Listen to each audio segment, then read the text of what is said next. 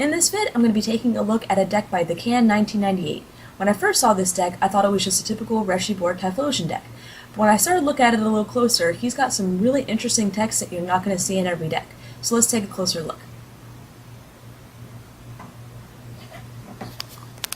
You run 2 Smeargle and 1 Cleffa.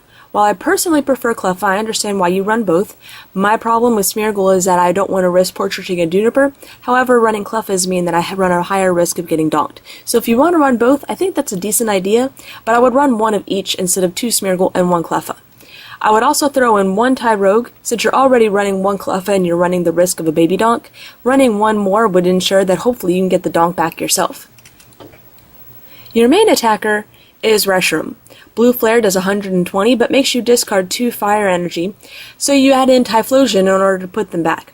What I typically see in Typhlosion decks are 2 Typhlosion set up on the bench so that you can afterburner twice to put both fire energy back onto Reshiram to be able to attack again the next turn. Right now you just run a 1-1-1 line of Typhlosion, so I would recommend increasing that to a 2-2-2, or if you have them, a 3-3-3 in case one of your Typhlosions is knocked out. The 2 Reshiram, though, is a good number because you can always use revives to get them back. You run a 2-1-2 non-ability Embor. While I really like Flare Blitz, it forces you to discard all of your fire energy. Since you're pretty much relying on fire energy for this deck, this could leave you in a very dangerous predicament. With a 4 retreat cost, if you don't have the switch in hand and you use Flare Blitz, you're stuck up there. Typhlosion's Afterburner still means that with a hand attachment per turn and 1 Afterburner, it's going to take 2 more turns to get this thing powered up and ready to go again. So I would recommend either dropping the Embor completely or throwing in 1 ability Embor and 1 of these Embors. That way you have a backup for attaching energy, but you can still use the Flare Blitz of this Embor. You run a 1-1 Ninetales for draw power. Roast Reveal says that when you discard a fire energy from your hand, you can draw 3 cards. Since this is a great draw engine, I would recommend increasing this to a 2-2 line, just so you can ensure that you have 1 on the bench at all times. You have a couple of water techs in your deck that are your snipers. A 1-1 line of Vaporeon and a 1-1-1 line of the non-ability Samurott. Dual Splash chooses 2 of your opponent's Pokemon to do 30 damage to each, and Pike does 30 damage to the active and then 30 damage to the bench. Because this is a straight fire deck, I would recommend dropping the water energy from the deck and just running this Samurott because you can still use the fire energy to attack with Pike. This means you can still get your snipe in as well as do a little bit of damage to the active. So let's take a look at your energy line next. You're running 11 fire, 1 rescue, 2 DCE, and 3 water. If you decide to drop the Vaporeon, I would drop the water energy in this deck as well, and just rely on Pike to snipe.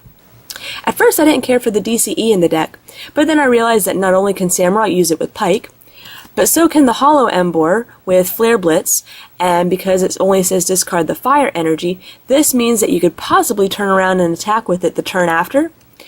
But Reshiram can also use Outrage with a DCE. Likely you wouldn't want to attach a DCE to Reshiram, but you never know when you might be forced to. So if you have another DCE, because it can be used on 3 of your Pokemon, I would maybe increase that line to 3. I don't think you need the rescue because you have pretty good recovery and pretty strong lines if you can increase that Typhlosion, so the rest I would just leave as fire energy. Now let's take a look at your trainers and supporters. You have a very strong recovery line, 1 Flower Shop, 3 Revive, and 3 Energy Retrieval. I think if you add 3 Junk Arm in this deck, you can decrease both of these down to 2. I would recommend 3 Junk Arm with 2 Revive and 2 Energy Retrieval, and then again you can always use your Junk Arm to utilize other trainers as well.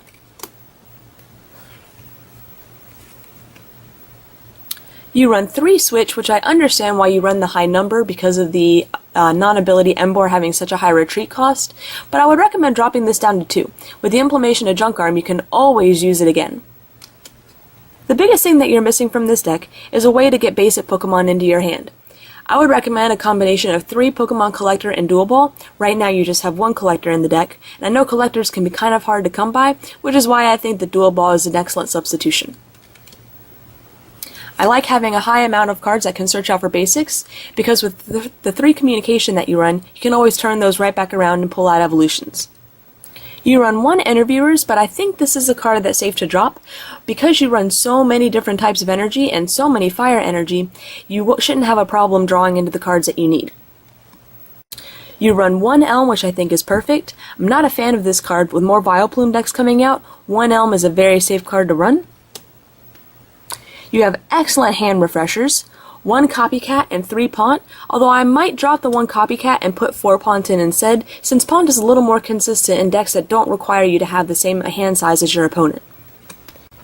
You also have the one Juniper just in case. I don't like saying more than one Juniper per deck, because if you actually play 2 or more of them, the chance of you decking yourself are pretty high. You run one Rare Candy, which I think is a good number because you only run 1 line of Samurott and 2 lines of Emboar. Technically, you could increase this to 2 Rare Candy, but if you use Junk Arm, you can always reuse it. And finally, you run the one Twins, which is just a great card for coming back from behind and helping you get set up for the rest of the game. Overall, I think this is a pretty good deck. It's not your typical Reshiram deck since it's got a few twists and turns in it, but I think it's still a very strong deck. So, if you would like your deck to be reviewed, just send me a PM with the list, and whether you like a video review, which is going to take about 2 weeks to do, and I'm going to have to start choosing which decks I feature and which I don't, or I can do a blog review, which I can get up in about 2 to 3 days. Thanks for watching!